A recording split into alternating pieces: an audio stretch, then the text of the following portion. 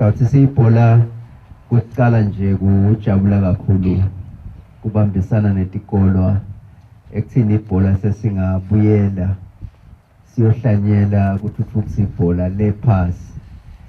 Kude-ke indlela emfishane yempumelelo ukuthi siqalele phasi basebancane labantwana sibakhulise sibaqeqeshe ngoba nako lokumcuba akusiko nje kubadlalisa kuphela funa sibaqeqeshe imihla nemalanga bese bayadlala-ke ngila bese sibona khona lamakhono abo akhekile sebayahlabana-ke sesiphindze siyakhetha labo lababonakala ukuthi amakhono abasembili kunalamanye ngaleso sikhathi ngoba kukhula kwemuntu kufuna sikwadi awubasalahla lithemba nawungakakhethwa lekuqaleni.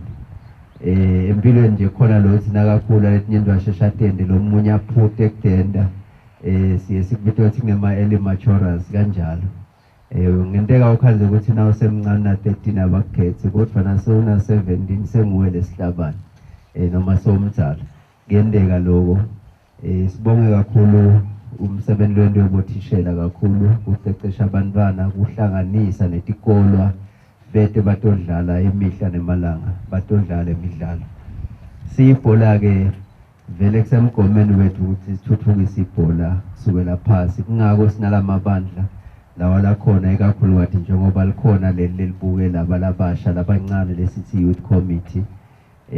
Liyatikhandla vele liyasebenza and likahle lilibandla futhi lelinabo bonke abantu abaqhamuka kulo lonke lelive khona baseshiselweni elibonjeni kamanzini kahholo lokusho ukuthi kude esigodzi lesingekho la lokusho ukuthi noma ngabe ukuphi eveni uyakhona ukuthi ulithole lithuba. Lo sesicetha nje namuhla ukuthi awendwa lama presentations singena kulenye phase yesibili. Le phase yesibili lo bekudlalwa bekukhethwa abantwana labatawumelela lelive ku-tournament lesithi i-CAF African Schools Football Championship letawuba ngaDisemba eStellenbosch eSouth Africa. Lokusho ukuthi onke lamave la kule region atawubahlangenele eStellenbosch which is Cape Town in South Africa ayochothelana khona. Eminyakeni lophelile-ke bekuseNamibia siyile sadlala kahle kakhulu labe bakhona kulo mnyaka lopheleyo bakhethiwe. Siyethemba ukuthi nalaba batawukhethwa this year ngivile ukuthi nakukhethwa la ekuqaleni kukhethwe badlali labangu-50 50 boys 50 girls kusetawusetshenzwa impela ngoba ufuna inciphe le nombolo kugcina kuhambe 20 kodwa ngilona loyo nasebabitiwe kusetshenzwa kutawukhona ukuthi kusebenteke lapho sebathathwa abaqeqeshi bema-national teams bakhona ukuthi basebenze nabo bahambe baphakamise umjeka welive nasebale ngaphandle. Lokhu kutawuhlale kwentekayo yonke iminyaka nasewukhulile njalo wengcile esigabeni lesingedulu khona ema-under 17 ukhulu kuma-under 20 under 23 uhamba ufike kuSihlangu noma kuSithebe nangabe ungumfana kuSihlangu nabo intombazane ufika kuSithebe.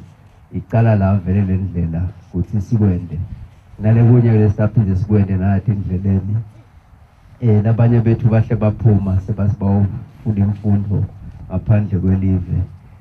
Labanye bakhona kumakhelwane siyajabula sibese siyakhulumisana nabo ukuthi noma soya kuleso sikolo manje bese ba attached ku-academy ube attached lapho siphinde sibuye sikuthole khona nasesifunela badlali emaqembu esive. Sibonga kakhulu namhlanje ngivile ukuthi kunemabhola indathane latawukhokhwa la.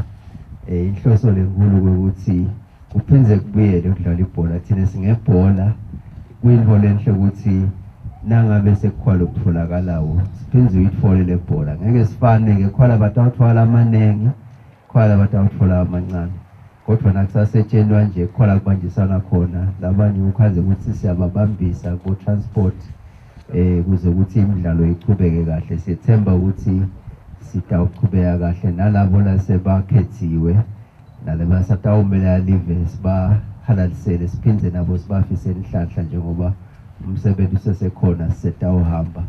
Sibonge kakhulu-ke nelitiko lethu lema-sports nelitiko letemfundo ngoba nasiqala lo msebenzi kwabita ukuthi sihambe siyowakha ivumelwano ukuthi idlalo lemidlalo etikolweni nanathi isifiso sethu lesikhulu kwekuthi tikolo tonke telive betingaba nemidlalo kuqale thina bebhola asisho ukuthi agcine ngebebhola umntwana nje ufundisa yonke into lekhona ingqondo yakhe ibandi iyakhona kubamba konke lokukhona bese uyatikhethela nakakhula ukuthi yena ubheka ngakuphi thina ke ebholeni sesicalile sethemba nalabanye batasilandzela isifiso lesikhulu sekuthi tonke tikolo telive dingaba nayo lemidlalo nabo bonke bantwana babe nalo lithuba ngoba nawufuna kwakha ufuna vele uhlanyele kube kunyenti tase soyavuna ke lokuhle kakhulu so kutfola la usocophende setulu sibonga kakhulu umsebenzi